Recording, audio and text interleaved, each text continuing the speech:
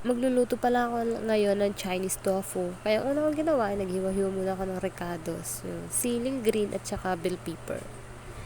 At ito na nga pala ang mga nahiwa ko. Pagkatapos ko maghiwa-hiwa, ay hiniwa ko ng pa-cubes-cubes yung tofu. Then, nilagay ko sa kawali, papakuluan ko lang siya.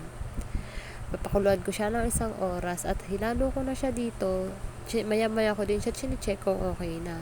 Pagkatapos niyan, tinanggal ko siya sa tubig tapos prinito ko lang siya hanggang mag golden brown. Ayan, halo-halo lang, halo-halo.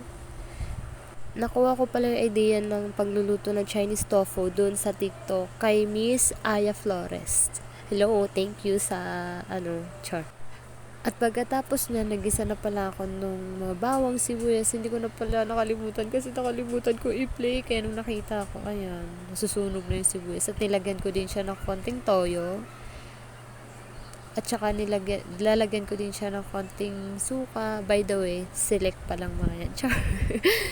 Tapos, pagkatapos niyan ay halu-haluin ko lang siya. Imimix ko lang siya na maigi. Pagkatapos, lalagyan ko na siya ng 1 tasang tubig. Yung maliit na tasa lang, inubos ko na siya. Kasi medyo madaming tofu ko. Tapos, pagkatapos niyan, ay halu-haluin. Tapos, pag kumulo na siya, ilalagay ko na yung tofung prinito ko.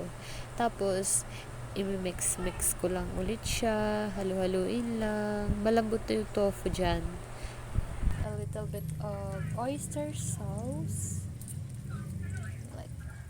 That's enough. And then we'll mix it.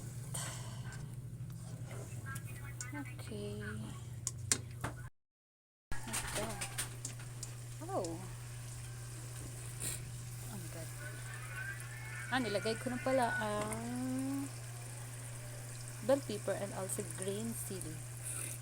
Siling green pala.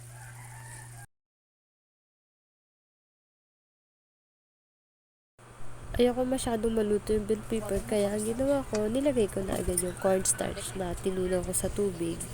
Pagkatapos yan, minix-mix ko lang, tansya-tansya, at maya-maya lang din ako naglalagay ng cornstarch hanggang sa makuha ko na yung gusto kong timpla